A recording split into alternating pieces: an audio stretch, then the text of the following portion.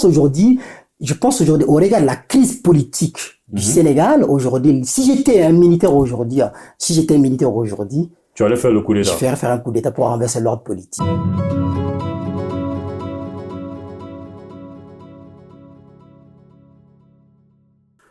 Bonjour à tous, bienvenue dans votre émission à l'école. Aujourd'hui, on est venu à la rencontre de Dr Bala Cissé, notre avocat.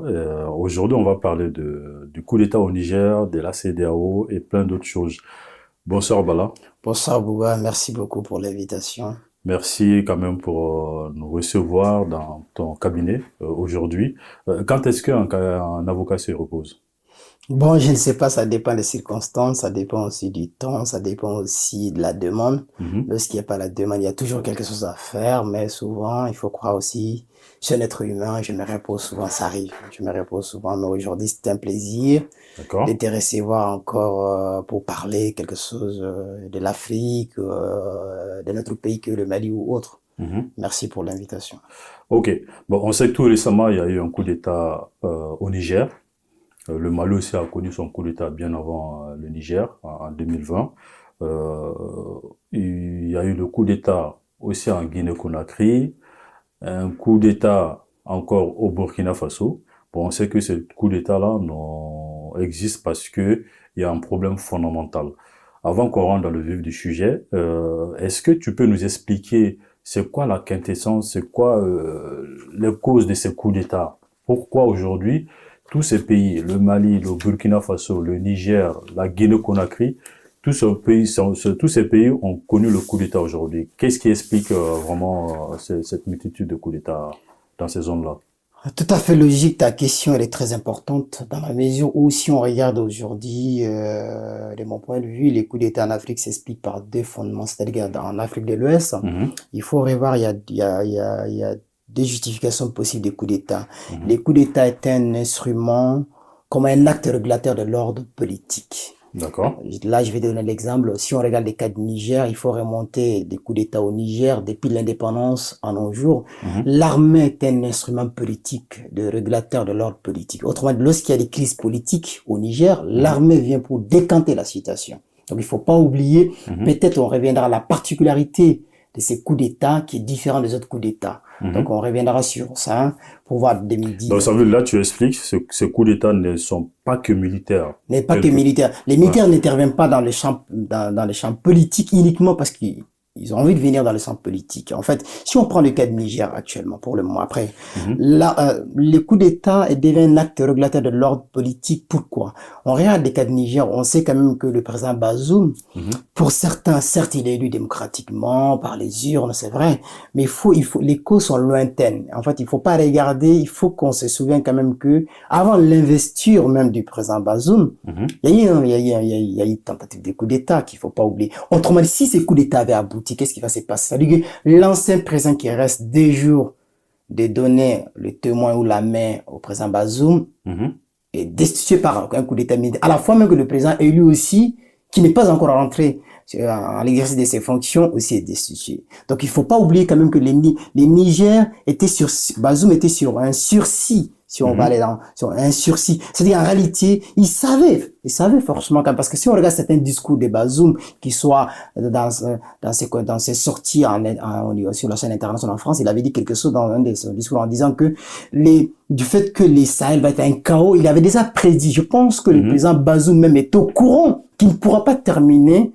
son quinquennat dans la tranquillité absolue. Donc moi je pense quand même que les Niger étaient sur sursis, ces coups d'État étaient prévisibles. Il faut pas croire c'est un coup d'État inattendu, voilà, qui est imprévisible. Justement, en parlant de la prévision de ce coup d'État, quand on regarde ces quatre pays, le Mali, le Burkina Faso et le Niger sont confrontés à des problèmes particuliers. Il y a non seulement des problèmes politiques, il y a le problème sécuritaire. Donc, du coup, l'acte politique quand même est jugé par rapport à ces problèmes sécuritaires, notamment au Mali, au Burkina, un peu au Niger. Mais quand on regarde le profil de la Guinée-Conakry n'est pas forcément concernée par ces problèmes sécuritaires. Mais pourquoi je ne vois pas aussi qu'il y avait véritablement un problème politique en Guinée-Conakry. Pourquoi? Si, parce qu'il faut pas, c'est là où aujourd'hui on va parler de la crédibilité de la CEDEAO. Lorsque le président Alpha Condé est en train de faire un coup d'état constitutionnel, en modifiant la constitution en faisant un troisième mandat, la CEDEAO était absente. Il faut pas oublier que le troisième mandat est un coup d'état constitutionnel. Il y a beaucoup de types de coups d'état. On peut parler de coup d'état constitutionnel, c'est le troisième mandat. La modification du troisième mandat est un coup d'état constitutionnel. Mais on peut faire un coup d'état constitutionnel et les institutions restent en place. Mais les institutions restent. Mais ce n'est pas le cas pour les militaires. Mais c'est qu'on n'oublie pas, c'est qu'on oublie. Moi, je ne suis pas là aujourd'hui pour légitimer les coups d'état militaires, mais il y a certains coups d'état militaires aujourd'hui qui sont légitimes d'un point de vue des arguments qui sont avancés. On va revenir sur le cas du Mali. Ça, c'est grave, voilà. Sur le cas du Mali. Un coup d'état légitime. Oui, de légitimer les coups d'état qui soient du Mali, du Niger, le Mali, le Niger, le Burkina Faso. Ces trois coups d'État, ils ont une connotation aujourd'hui qui est acceptable d'un point de vue. On va aller au-delà du droit parce que les règles du droit constitutionnel ne sont pas uniquement violées que par des militaires. Parce qu'en réalité, c'est que la CEDEAO reproche aujourd'hui à ces quatre régimes politiques que j'appelle les régimes de transition militaire? Il faut vraiment faire très attention. On va revenir sur les cas de la Guinée. Qu'est-ce qui se passe en Guinée? En réalité, Alpha Condé modifie la constitution en faisant un troisième mandat. La CEDEAO, donc, tu veux dire, par exemple, ce qui s'est passé en Guinée-Conakry, parce qu'il n'y a pas des institutions fortes comme les institutions sous-régionales fortes, et finalement, il y a une fragilité des institutions dans ce pays. Non, s'il y a des institutions fortes de la régionale, les institutions régionales sont à géométrie variable. Ils traitent, on regarde les cas, lorsque même aujourd'hui, ça n'a rien à voir avec les chiffres, le président Macky Sall est en train de faire tout au Sénégal, la CEDEAO est où? La CEDEAO ne parle pas. Mais les jours quand les militaires prendront le pouvoir au Sénégal, et que je sais quand même qu'au Sénégal, il n'y aura jamais des coups d'État, il faut dire. Mais est-ce que déjà, ce qui se passe au Sénégal, on peut dire que ce n'est pas dans le champ d'intervention de la CEDEAO? Mais en réalité aussi, lorsqu'Alpha Condé, il y a eu des morts, FNDC, les FNDC étaient en train de sortir, il y a eu beaucoup de morts en Guinée-Conakry. Où était la CEDEAO? La CEDEAO a fermé ses yeux. Mais l'armée de la Guinée-Conakry est venue comme un acte régulateur de l'ordre politique, parce qu'il y a une crise politique qui est là, qu'il faut pas oublier. L'armée est venue comme une solution. Mais est-ce que cette intervention est justifiable? Est-ce que c'est légitime ou pas? Parce que la question de la légitimité, ces coups d'État étaient salutaires par les Guinéens aujourd'hui, parce qu'en réalité, la transition de la Guinée, on peut critiquer d'un point de vue constitutionnel ou d'un constitutionnaliste, on peut de ne pas accepter que c'est inacceptable d'un point de vue droit. Mais les règles du droit constitutionnel sont bafouées par qui d'abord? Par Alpha Condé. Il faut pas oublier. C'est Alpha Condé qui a violé la Constitution en faisant un troisième mandat. La CEDEAO accepte le troisième mandat qui est un coup d'État constitutionnel. On peut faire le parallèle aussi avec le cas du Tchad. Mais est-ce que quelque part, on peut pas donner raison à la CEDEAO? Parce que déjà, tu dis deux choses différentes. Mais tout quand même se résume à la question d'instabilité institutionnelle, le coup d'État constitutionnel et le coup d'État dirigé par les militaires. Mais aujourd'hui, je prends juste le cas de la Côte d'Ivoire. La Côte d'Ivoire a fait une modification de la Constitution, donc jusqu'à ce qu'on a donné un troisième mandat à Alassane Dramane Ouattara. Aujourd'hui, on ne peut pas dire qu'il y a une crise majeure politique en Côte d'Ivoire. Et du coup, il n'y a pas cette notion d'instabilité des institutions. Alors c'est le contraire au Mali. Est-ce que finalement, on ne peut pas donner raison à la CEDEAO? Non, moi je ne donnerai pas raison. Moi je ne donnerai pas raison à la CEDEAO pour des raisons aujourd'hui. Je ne serai pas le défenseur de la CEDEAO. Moi je pense que la crise régionale actuelle, c'est la faute à la CEDEAO. Parce que je fais partie de ces universitaires africains qu'on avait déjà alertés. D'autre part, lorsque Ouattara renonce à un troisième mandat, c'était salutaire par tous les pairs, les Occidentaux, les Africains, ils applaudissent. J'ai dit non. C'était quelque chose qui était normal, c'est l'évidence. L'évidence, il n'a pas le droit de faire un troisième mandat. Mais il a fait forcing, il a fait le troisième mandat. Mais quand, selon toi, qu'il n'y a pas une crise politique en Côte d'Ivoire, non. La réconciliation, il y a une réconciliation politique en Côte d'Ivoire. Mais il n'y a pas toujours la réconciliation nationale en Côte d'Ivoire. Il faut pas oublier ça. Moi, là où je ne serais pas d'accord avec ces points de vue de soutenir que la CEDEAO a raison, moi, je pense que la CEDEAO devait condamner Ouattara en faisant une intervention. Tout troisième mandat doit faire l'objet d'une intervention de la CEDEAO pour avoir la crédibilité. En réalité, l'intervention militaire aussi aujourd'hui au Niger, il n'y a pas un fondement juridique qui est contextable. C'est-à-dire qu'en réalité, la CEDEAO n'est pas un fondement juridique pour intervenir au Niger. Je répète, il n'y a pas un fondement juridique pour intervenir au Niger. Je répète ma question. De la même manière. Est-ce que le fait qu'un président s'attaque à la Constitution rentre dans le champ d'intervention de la CEDEAO? Bien, mais en réalité, c'est un coup d'État. Parce que le problème de la CEDEAO, c'est que les textes de la CEDEAO doivent être évolutifs. Ils ne sont pas évolutifs aujourd'hui. On est d'accord? Il n'y a pas une évolution de ces textes. Ces textes doivent être évolués. Pourquoi? Il fallait une évolution de ces textes. S'il y a eu les protocoles additionnels 2001, la bonne gouvernance qui condamne les coups d'État, on est d'accord? Moi, j'aimerais qu'aujourd'hui, en 2020 ou en 2023 ou en 2024, qu'il y ait un autre protocole additionnel qui est contre les modifications concernées pour avoir un troisième mandat. La CEDEAO joue avec sa crédibilité, parce qu'en réalité, la CEDEAO est en est-ce que ça va pas, dans ce sens-là, je te coupe, hein, dans ce sens, dire que aujourd'hui nous mettons des textes en place pour stopper les modifications de la constitution ou des constitutions des pays, est-ce que finalement ça va pas à l'encontre des souverainetés des États? Mais en réalité aussi, c'est là les paradoxes. En réalité. La limitation du mandat, c'est quoi? Les troisième, il n'y a pas de mandat à vie. En réalité, c'est un paradoxe pour eux, mais les choses sont claires. Si on va être juridique, lorsqu'on prévoit les textes constitutionnels pour 2 mandats, on peut faire 2 mandats consécutifs qui est de 10 ans. Mais je ne vois pas quelle raison légitime, au nom de quoi qu'un président doit faire un 3e mandat pour faire 15 ans à la tête de l'État. Mais je ne sais pas au nom de quoi aussi qu'un militaire aussi ne peut pas déposer un président lorsqu'il y a une crise politique. Parce qu'aujourd'hui, je vais te donner la démocratie électorale, démocratie, je te donne la parole. Parce que la question, il faut distinguer la démocratie électorale et la légitimité démocratique. Parce qu'en réalité, à tout moment, on peut retirer la légitimité. Il y aura toujours une contestation de la légitimité. Je pense, beaucoup des Africains ou beaucoup des observateurs se trompent. Parce qu'aujourd'hui, c'est que les Africains demandent, qu'ils soient à la Guinée-Conakry, du fait que le président Alpha Condé ou le président Ouattara, ils ont fait le 3e mandat, ça, ce n'est pas le problème. L'acceptabilité de la 3e mandat, qu'on a adoubé certains présidents ou qu'on a la pilule avalée par le peuple africain, la question n'est pas ça. Aujourd'hui, on demande une autre course. Une autre dimension de la démocratie, c'est quoi? C'est la question de l'ordre social. C'est-à-dire, attention, le coup d'État peut être aussi un instrument régulateur de l'ordre social. Et l'ordre politique, on va au-delà de l'ordre politique aujourd'hui.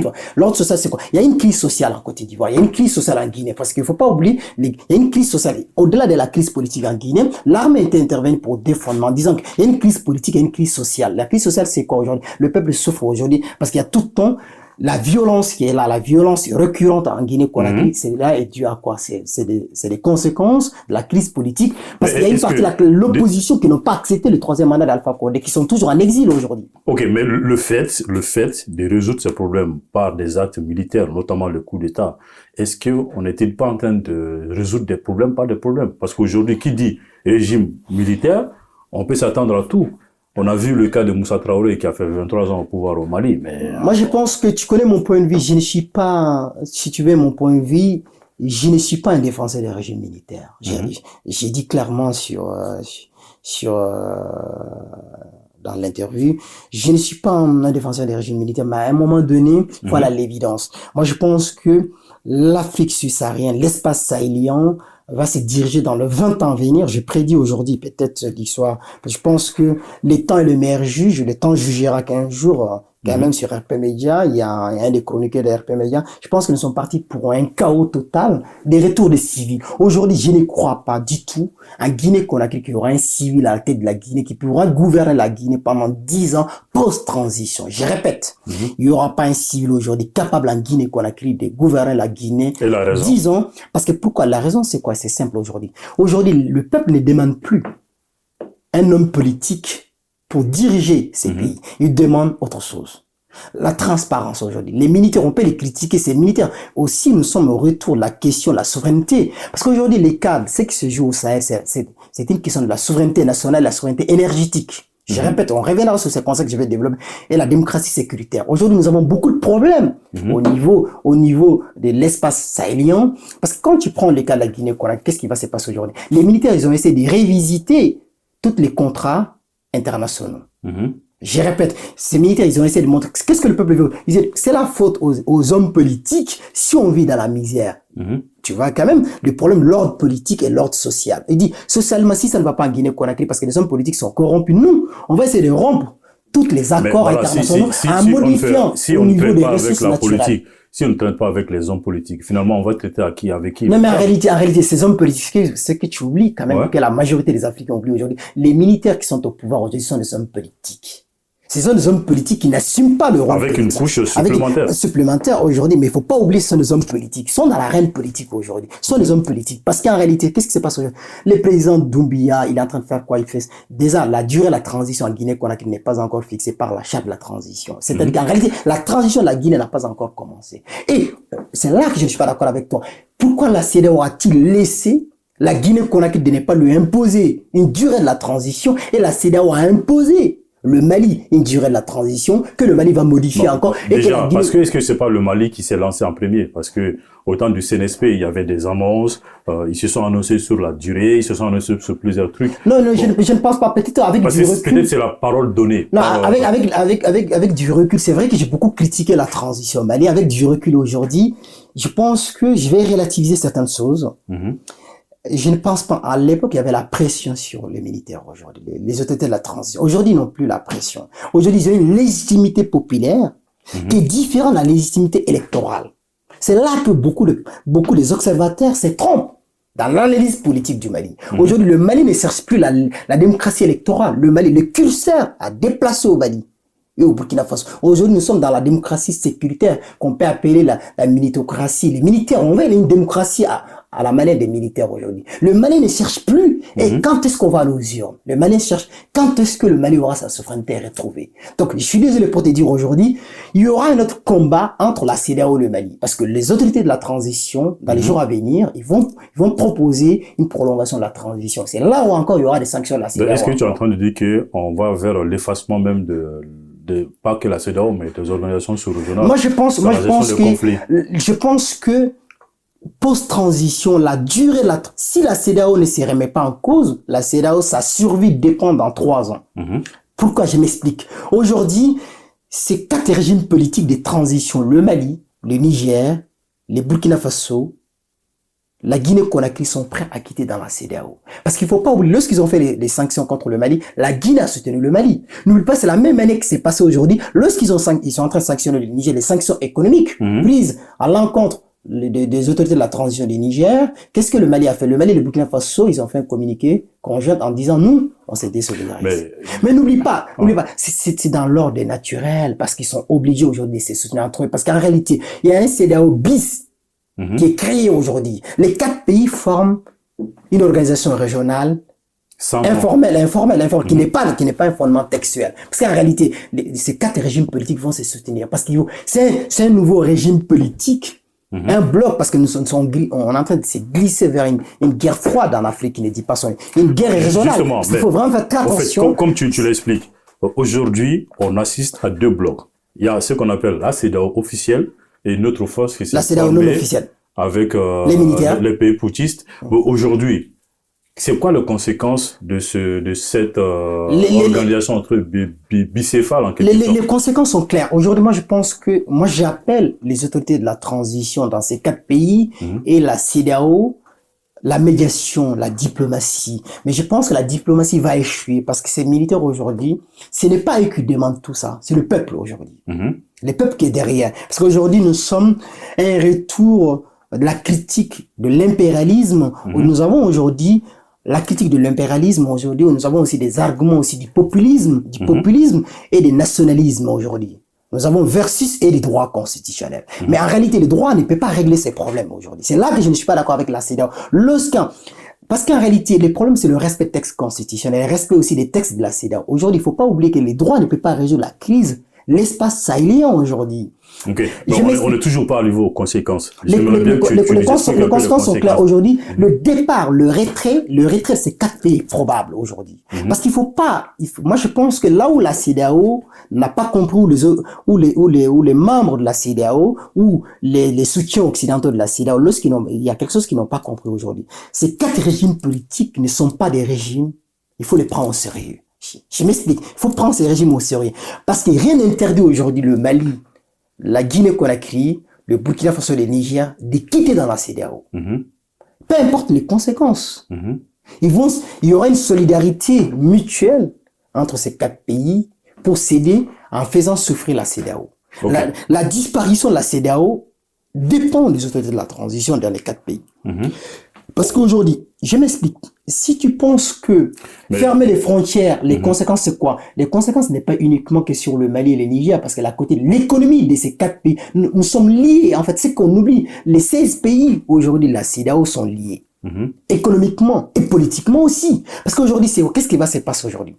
Ok, mais supposons, parce que tu as expliqué, les conséquences, c'est que ces pays vont quitter la CEDEAO. Ils sont prêts. Est-ce que le fait de quitter la CEDEAO par ces pays-là, les 4 pays, le Mali, le Burkina Faso, le Niger, est-ce que c'est sans conséquence pour ces pays eux-mêmes? Parce que, comme tu l'as dit, il y a une bien sûr, les conséquences, oui, les conséquences sont de deux côtés. La CEDEAO va suivre des conséquences, les États aussi, les États qui vont sortir dans les futurs. Mais moi, je pense qu'il faut vraiment faire très attention. Parce que ces pays, aujourd'hui, ils peuvent supporter les sanctions de la CEDEAO. L'exemple du cas du Mali a montré qu'aujourd'hui, les régimes militaires en Afrique de l'Ouest n'ont pas peur des sanctions de la CEDEAO. Moi, je pense que les déclarations, j'ai dit bien les déclarations des autorités de la transition du Mali, du Burkina Faso, du Niger, de la Guinée-Conakry, il faut les prendre au sérieux. Ces militaires aujourd'hui, nous sommes dans un retour des régimes militaires, civilo-militaires qu'on veut, on peut appeler, peu importe. Aujourd'hui, nous sommes partis pour 15 ans des régimes politiques. Attention aussi, lorsque l'intervention au Niger de la CEDEAO, les conséquences qu'on voit très, très, très dramatiques, voire même, je ne sais pas comment dire, je ne suis pas là pour prédire, mais en réalité, on ne peut pas. Les conséquences vont être très, très, très, très, très graves pour l'espace sahélien. L'exemple, c'est quoi? Lorsqu'ils ont fait l'intervention de la Libye, ils ont justifié des tout, les Occidentaux, les pays africains qui sont... Mais aujourd'hui, qu'en est-il de la Libye? Nous sommes incapables, la communauté internationale et l'Union africaine, d'organiser des élections libres et transparentes en Libye. Mais attention aussi, moi je pense établir les soldats Bazoum, les soldats Bazoum, au nom de la démocratie, au nom de la constitution, au nom de l'ordre constitutionnel, au nom des règles de la CEDEAO, c'est créer la Libye bis. J'ai prédit, je pense qu'on va se basculer dans une guerre régionale qui va durer 10 ans. Moi, je pense que... C'est quoi le scénario? Le scénario, c'est quoi? Établir Bazoum au pouvoir, c'est un double sursis sur Bazoum. Parce que rien n'interdit qu'encore que Bazoum ne peut pas être parti par un autre coup d'État, voire même l'assassinat de Bazoum lors d'un autre coup d'État. Mais aujourd'hui, est-ce que... Parce qu'il faut vraiment faire très attention. Le Niger a connu des coups d'État avec l'assassinat d'un président ou la femme d'un président. Bazoum mais finalement, est-ce qu'aujourd'hui, moi je pense tout à fait le contraire par rapport à toi. Aujourd'hui, si on arrive à instituer ou à rétablir le pouvoir de Bazoum, je pense qu'il y aura encore un pouvoir de protection de Bazoum, au-delà même des Nigériens, finalement. Mais ça va au-delà du Niger, de l'Afrique. Mais ça c'est très important. Des casques bleus de l'ONU vont s'installer au Niger. C'est la question de l'ingérence. Est-ce qu'il y a une partie des Nigériens aujourd'hui qui ne veut plus, comme les Maliens, qui ne veut plus avoir la MINUSMA, qui ne veut plus avoir aussi, parce qu'aujourd'hui, les sentiments anti-français ou les sentiments anti-occidentaux est au Niger aussi. Donc, moi, je ne crois pas que les Nigériens vont accepter que Bazoum soit rétabli avec une protection sous la communauté internationale, la communauté ou l'organisation régionale. Moi, je pense quand même qu'aujourd'hui, c'est quoi? Moi, je pense, c'est une proposition. Moi, je pense aujourd'hui, avec la sagesse, le président Bazoum doit accepter de donner sa démission. Parce que la démission est un acte volontaire par lequel une personne renonce à ses fonctions. Mais aujourd'hui, si on veut légaliser les coups d'État au nom de la réconciliation nationale au Niger aujourd'hui, moi, je pense qu'il faut accepter la démission, plutôt la démission de Bazoum que de rétablir Bazoum. Parce que les conséquences sont très, très, très, très graves en rétablissant Bazoum, mais que Bazoum signe sa démission, il n'y aura aucune conséquence. Il y a juste une violation du texte constitutionnel qui n'existe plus aujourd'hui, parce que la constitution du Niger est suspendue, voire même il n'est plus. Et il n'y a pas l'établissement de l'ordre constitutionnel. Je pense aujourd'hui, il faut violer les textes constitutionnels en respectant la vie humaine. Moi, je pense aujourd'hui, si on veut intervenir au Niger pour rétablir Bazoum, il y aura des conséquences des vies humaines. Je ne souhaite pas ça. Une dernière question, hein, comme ça après on va conclure. Une dernière question. Aujourd'hui, si la CEDEAO échoue de rétablir Bazoum, est-ce que finalement on peut s'attendre à des coups d'État en Côte d'Ivoire, au Sénégal, ou des pays finalement qui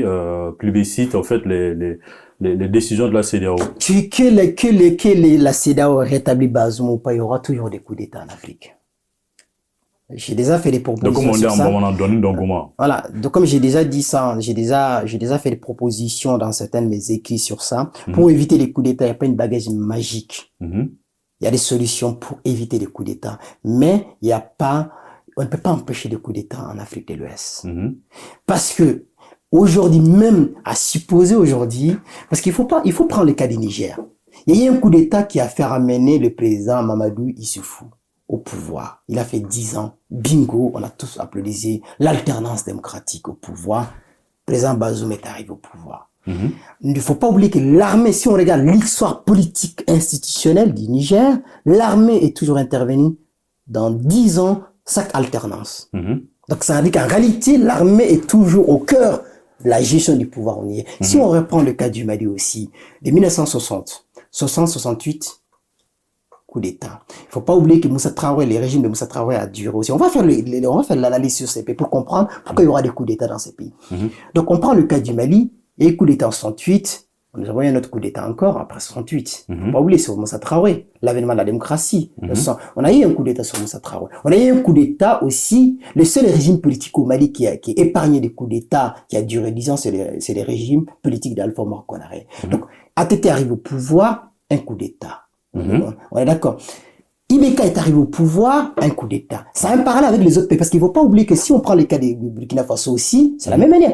Tous les régimes politiques qui sont là aujourd'hui, ces présidents sont partis par coup d'État. Mais c'est des cas différents avec la Côte d'Ivoire, le Sénégal. On va revenir les élections. Je vais prendre le cas du Mali. Tous les présidents au Mali, sous la Troisième République, sont partis par coup d'État. Ce sont des présidents qui ont été élus démocratiquement. De la même manière, au Burkina Faso aussi, il ne faut pas oublier l'insurrection qui a fait le départ de Blaise Compaoré. Roch est arrivé au pouvoir, Roch est parti par son second mandat par un coup d'État. La même manière aussi, il faut regarder la Guinée-Conakry, Alpha Condé. Donc on va assister à des coups d'État perpétuels dans exactement, les chroniques des coups d'État. Je n'interviens pas sur ça. J'ai déjà écrit sur 32 ans les chroniques des coups d'État avec un collègue qui est agrégé du Cameroun et qui s'appelle Eric, qui est disponible sur la revue du droit constitutionnel en France et à l'étranger. Mais dans ces plus de 32 pages, on a analysé tous les 200 coups d'État qu'ils ont eu en Afrique, de 90 en 2022. Si on regarde ces scénarios, mais on ne peut pas épargner aujourd'hui des coups d'État en Afrique. C'est impossible. Non, moi je ne parle pas de tout l'Afrique de l'Ouest. Parce que par exemple, au Sénégal. Le Sénégal ne peut pas connaître des coups d'État parce que l'armée au Sénégal, c'est l'armée républicaine, à la fois la lâcheté de l'armée du le fait de ne pas faire le coup d'État. Bien sûr, je pense aujourd'hui, au regard de la crise politique du Sénégal aujourd'hui, si j'étais un militaire aujourd'hui, tu allais faire le coup d'État. Je vais faire un coup d'État pour renverser l'ordre politique. Parce que pourquoi? Mais c'est pas la maturité politique. C'est pas une question de la maturité, c'est une question aussi de la lâcheté politique, que ces militaires n'ont pas assumé leurs conséquences. Comme Thomas Sankara disait, un militaire qui n'a pas de formation politique est un danger pour la société. Peut-être qu'ils n'ont pas de formation politique, c'est un danger pour la société. Non, parce qu'ils ont des formations politiques, parce qu'ils sont apaisés. Non, parce que tout à fait le contraire chez moi. Parce que je ne crois pas aujourd'hui, vous avez un tyran, Macky Sall est un tyran. Macky Sall est un tyran. C'est là que je ne suis pas d'accord avec la CEDEAO. Quand tu défends la CEDEAO, moi je pense où est la CEDEAO lorsque Macky Sall viole la Constitution, lorsque Macky Sall dissout un parti politique d'un opposant politique, où est la CEDEAO? Un opposant est prisonnier. Non, un opposant est prisonnier. Mais quand même, voilà, tu vas pas appeler la CEDEAO parce que Macky Sall a dissous un parti politique. Non, j'ai pas dit que, mais il y a une crise politique au Sénégal qui dure pas aujourd'hui. On va comme, mais le cas de la Guinée aussi, tu ne peux pas appeler la Guinée aussi lorsqu'Alpha Condé était en train de tuer les gens. Tu ne peux pas appeler aussi quand Ibeka est en train de massacrer M5. Donc, moi, je ne vois pas les paradoxes. Parce qu'en réalité, si on va par la bonne gouvernance, moi, je pense que la CEDEAO doit jouer toujours un rôle de médiation dans les crises politiques entre l'opposition et les pouvoirs. À un certain niveau. Mais à un certain niveau aussi, la CEDEAO ne devrait pas intervenir militairement aussi au Niger aujourd'hui. Je pense que c'est un problème. Moi, je pense que la CEDEAO n'est le gouvernement d'aucun pays. Mais par contre, s'il y a des problèmes qui risquent d'affecter les autres pays, la CEDEAO peut bien intervenir. Mais explique-moi aujourd'hui, du fait qu'il y a des militaires à la tête du Mali, où est le problème de la CEDEAO? Non, le problème de la CEDEAO, c'est que déjà, la CEDEAO n'a pas dit aujourd'hui qu'Assimi quitte le pouvoir par la force ou autre chose. Mais parce que c'est que tu oublies, lorsqu'ils ont donné, parce que le problème de la CEDEAO, c'est que la CEDEAO n'est pas si forte qu'on pense. Ouais. Parce qu'il y a une divergence entre les dirigeants de la CEDEAO. Lorsqu'il y a eu le deuxième coup d'État du Mali, tu m'avais interviewé, j'étais clair avec toi, en laissant le pouvoir, le vice-président devenir président de la transition, j'ai dit c'était un boulevard à donner à des futurs coups d'État. Mais personne ne voulait m'écouter. Je suis très content aujourd'hui, lorsque tu me poses cette question, la même manière aujourd'hui, que la CEDEAO accepte l'intervention militaire ou pas, il y aura d'autres coups d'État. Je ne peux pas prédire un pays, mais je pense quand même qu'il y a 4 pays qui sont sur sursis aujourd'hui en Afrique de l'Ouest ou en Afrique francophone. Les prochains coups d'État aussi sont à venir aujourd'hui, que j'ai prédit aujourd'hui. Il y aura d'autres coups d'État parce que pourquoi? La raison n'est pas uniquement aujourd'hui les élections. Il faut oublier, l'Afrique est dépassée. La démocratie électorale, c'est fini. L'Afrique est dans une démocratie de gouvernabilité et la démocratie sécuritaire. Parce que quand tu me parles aujourd'hui, lorsqu'il n'y a pas de sécurité, je te pose la question. À supposer aujourd'hui, tu organises C'est des moi qui élections. te pose des questions. Oui, je te Toi, pose tu réponds à mes questions. Oui. Bon, vas-y, réponds à ta propre question. Ta question, mais j'attends de répondre à ta question. Ouais. Lorsque tu ramènes les élections au Mali, post-transition 2024, rien n'était garanti que dans 10 ans ou dans 5 ans, il n'y aura pas un nouveau coup d'État de futur président. C'est comme Bazoum. Bazoum a fait 2 ans et demi. Ça ne va même pas 3 ans. Aujourd'hui, l'armée avance des arguments, la dégradation sécuritaire. Roch est arrivé au pouvoir. La même manière, l'armée avance les questions sécuritaires. Mais en réalité, aujourd'hui, moi je pense, si on veut vraiment sécuriser ces pays africains, il faut accepter la volonté de ces peuples aujourd'hui qui ne veulent plus gouverner par des civils. Moi je pense aujourd'hui, les 4 pays de l'Afrique de l'Ouest, moi je pense que les civils doivent aller à la retraite. D'accord. Voilà, les civils n'ont plus rien à dire à la tête de ces Politiquement. Politiquement. Parce qu'en réalité, le peuple, ils ont montré la corruption, les alliances, parce qu'aujourd'hui, ces pays, c'est quoi, le Mali, le Niger, les militaires dans le futur vont avancer un argument qui ne dit pas clairement, c'est la guerre de la souveraineté énergétique. Aujourd'hui, il dit quoi? Les Niger, c'est l'énergie, la France, les pays occidentaux, ils ont leur intérêt. Mais n'oublie pas aussi la Guinée-Conakry aussi va te dire les ressources naturelles de la Guinée. Les militaires, ils ont trouvé, c'est là qu'ils vont jouer sur les récits du populisme. En réalité, pour rester au pouvoir aujourd'hui, il faut faire ce que le peuple veut. Critiquer les Occidentaux, rompre tous les partenariats avec les Occidentaux. Moi, je ne crois pas aujourd'hui qu'un civil va arriver au pouvoir direct. Parce que si un civil arrive au pouvoir dans ces pays, même s'il n'y aura pas un coup d'État militaire, il y aura l'insurrection. Le peuple fera l'insurrection pour chasser ses peuples, pour chasser ses dirigeants élus démocratiquement, pour donner le pouvoir à un militaire. Ok, donc on va s'arrêter là aujourd'hui. Donc c'était tout pour moi, Bala Cissé. Merci quand même de nous avoir accordé cette interview sur RP Média dans l'émission à l'école. Et peut-être qu'on va se donner rendez-vous très prochainement dans une autre aventure dans cette émission. En tout cas, merci pour tes analyses aussi brillantes. Donc merci à vous qui nous écoutez actuellement et on se donne rendez-vous très prochainement dans votre émission à l'école. Merci beaucoup. Salut, bonne soirée. Bonne soirée. Merci, Bala. Au revoir.